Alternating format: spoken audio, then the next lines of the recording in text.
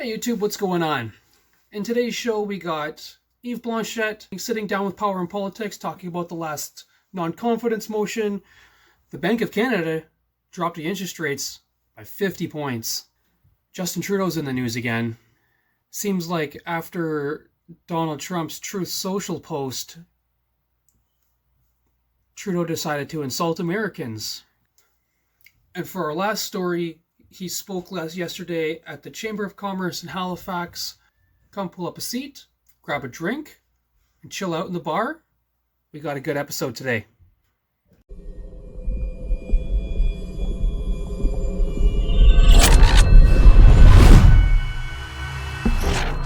Okay, in my first story, I wanted to brush up on what my thoughts were yesterday about the leader of the bloc going on Power and Politics and discussing the embarrassment of Jagmeet Singh. So let's jump right into that and then we'll discuss. That's what we do. We play, we discuss. This is Yves Blanchette, the leader of the Bloc Québécois, in case you're expecting to see Pierre Poilievre sitting here. Mr. Blanchette, it's good to see you. Thank you for coming in today. Good to see you. Let's start with this non-confidence vote yesterday. You had said previously that you would only vote non-confidence in the government. It was in the best interest of Quebec. That motion yesterday was designed to almost embarrass Jagmeet Singh. Why is that something the Bloc Québécois voted for? Oh, first, I believe that Mr. Singh deserves to be embarrassed. Because the way he behaves is renouncing his responsibility as the leader of an opposition party. We had said a long time ago that if we did not achieve two specific goals, we would vote against the confidence in this government. Just the old age security increase and supply management. We could have started with that because we cannot trust too much the polls, but our numbers are very, very, very good. But we said that we have the responsibility first to try to do something useful for Quebec and Canada elders and agricultural producers under supply management rule, which protects the quality and the price of what we eat and drink in Quebec and Canada. So does this mean that every confidence... You talked about supply management there. I'm not a fan of that whatsoever. No, don't like supply management. For Canadian dairy farmers throw out thousands and thousands of gallons of milk just so they can keep the price up to $6. Motion from now on. That's it. That's the only reason for it. It depends on how it is written. If it is a provocation against Quebec, of course, we will not support the motion. But otherwise, I do not know what will come after an election. But we have reached a moment when Quebecers and Canadians are entitled to compose a new parliament, whatever happens the morning after. It's about time, because this government has been unwilling or unable to do its job for the whole session, which is being completed in the coming days. Nothing happened. They quite bluntly lied to the people, saying that what we proposed for elders was too expensive, and they did put on the table something that would have cost twice the same amount of money. They said that we were not precise enough about those who would benefit from our proposal for elders, and they were much, much less precise because they gave money to people who don't need it at all. You're talking about the $250 checks and the ages. You're talking about the $250 check. So what he's saying there is that they had a good idea to up the OAS, right? And the Liberals said it wasn't precise enough. But then the Liberals went ahead and gave $250 to people who make $140,000 a year. People who make over $100,000 a year don't need it.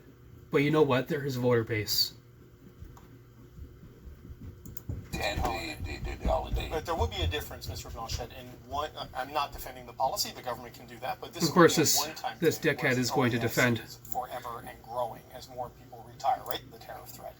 What do you hope to see? Quebec has had a lot of trouble with Roxham Road over the years. What do you want to see from the Prime Minister and his cabinet in terms of addressing. That was a good poll. I pulled that one really good. I want to see details and resources. First, adding resources with RCMP guys on the border, or people at the customs, or improving the speed with which the different files are treated, those individual files are treated, sorry. Yep. This is something the Bloc has been asking for years. I must admit I'm sad that Mr. Trump had more influence on Mr. Trudeau than we did. But basically what they are doing is Funny what he said there. That's so sad. Two things are still to be ascertained. Yeah. Pretty much what he had to say there was Trump did more in 5 minutes than they did in 9 years. Yves Blanchette, everyone. Yves Blanchette. He's based. I don't know if he's not cool, but he's based. Okay? And he will never win. And he makes me want to create an Ontario party. Because, he's looking out for Quebec's interests. I'd like to look out for Ontario's interests. And you know what's funny? We would never lose an election ever. Okay.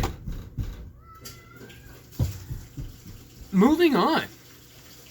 Our next one, the Bank of Canada drops its interest rates down to 3.25%. Is that good? Is that bad? I don't know. But we're not going to be watching much of this because this is holy boredom. Okay. This is Tim Macklem. He runs our monetary system in Canada. He works at the bank that banks go to pull money out. So, Governor, à vous la parole. Thank you, Paul, and good morning. I'm very pleased to be here with the Senior Deputy Governor, Carolyn Rogers, to discuss our policy decision. Today, we lowered the policy interest rate by 50 basis points. This is our 5th consecutive decrease since June and brings our policy rate to 3.25%. Monetary policy has worked to... Those were all false. Those were all forced drops. He was told to do it, and Canada's not ready for it. And our dollar has dived because of it, and our dollar's going to dive again. People are saying that after this, our dollar is going to go to 69 cents, and it hasn't been there in 40 years. Back to the 2% target. Our policy focus is now keeping inflation close to target. Aujourd'hui, on a abaissé nos taux d'intérêt. You see, the market is the still thing softening. is, businesses have continued hiring, but they want to get inflation under control because the stupid people know about inflation, but they don't know all the other things that tie in with the interest rates. So the stupid people will say, oh, 2% inflation, that's what we were at pre-COVID. So that's good. That's good. My life's fine now. But the number of people looking for work has been increasing faster than the number of jobs. The unemployment rate rose to 6.8% in November. It has been especially hard for young people and newcomers to Canada to find work. Oh man, poor newcomers to Canada. Oh God. I feel so bad for the newcomers to Canada. There wasn't much saying in there. That's a whole bunch of Joe Schmo boredom. Boredom schmordom. Alright. Being quick here. We're gonna fling them at you like like that. Our man Brian Lilly. Now we're gonna go to Justin Trudeau. Justin Trudeau's in the news, guys.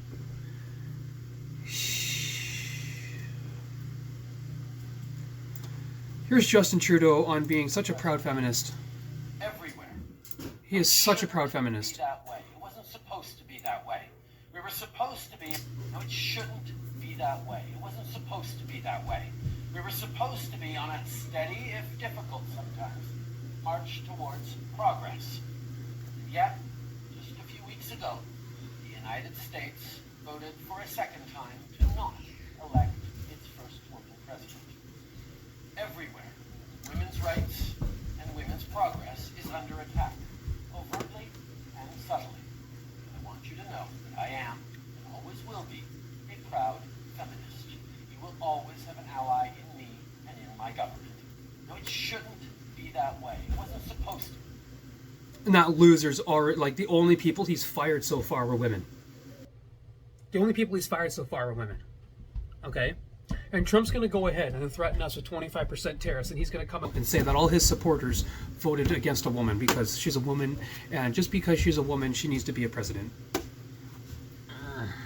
Just like...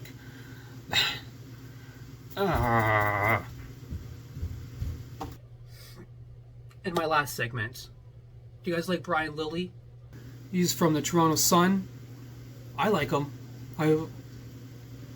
He's got a surprisingly big YouTube channel. And in my last story, the same old plea from the first Trump campaign.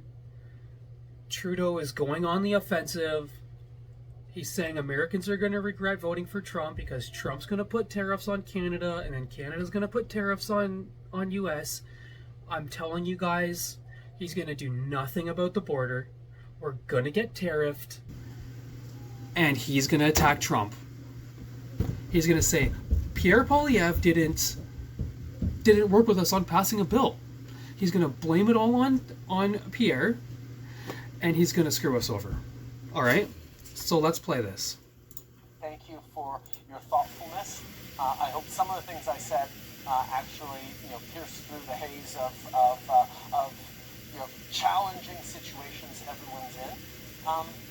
Canadians are fundamentally thoughtful about the kind of future we want, the kind of solutions we're going to put forward to improve our communities, to improve our neighborhoods, to build a better set of opportunities for our kids. And every election is about that as we approach what will be an election year next year. And my only request for everyone is to be really thoughtful and go into the choices you make. Be thoughtful, everyone. Eyes wide open. I think there's a number of folks in different countries, and I won't point out any particular one, where folks are going to be wondering about the choice. Which one? In election. Let's not be that kind of country in Canada. Let's be deliberate about the choices we make. This guy has no idea what Canadian values are, and he has no idea what Canadians want. Legalize assault-style weapons.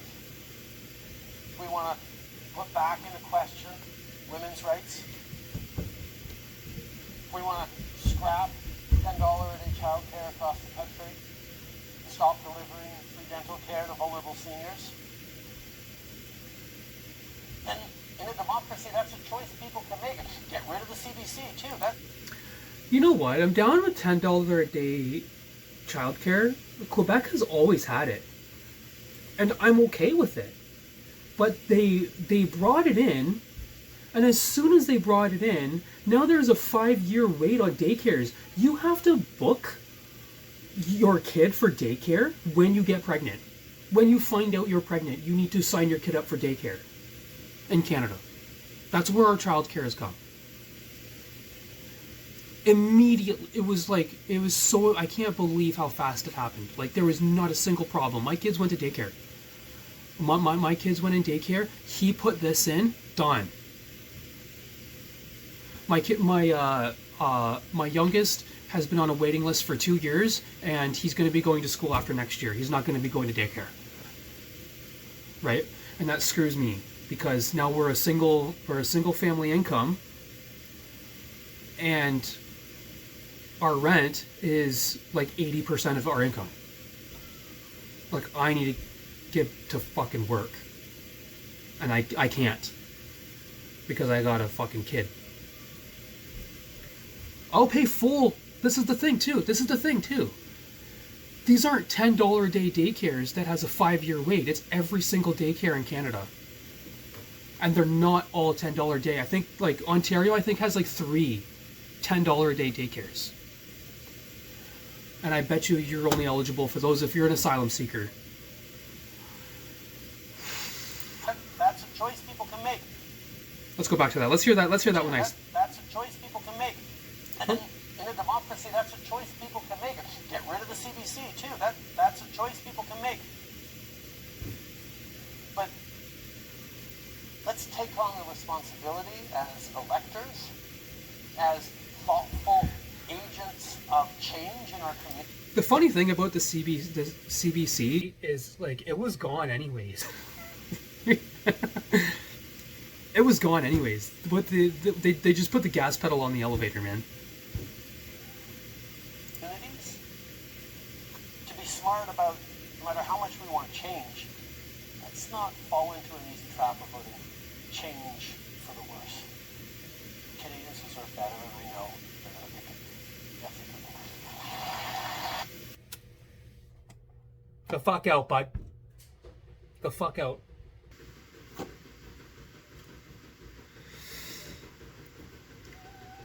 I want to talk about predictions for the next year because I don't think things are going to be going good whatsoever. Okay. What's going to happen is Trudeau's not going to do anything about the border. He's going to blame Poilievre. He's going to blame Poilievre for it. Then he's going to hit Trump with retaliatory tariffs and say, "Look, Canadians, we're sticking up to the big meanie bobini." And then he is going to lose the election. Let's put a specific number on it. 17%? Do you want to go 17% of the popular vote? I think so.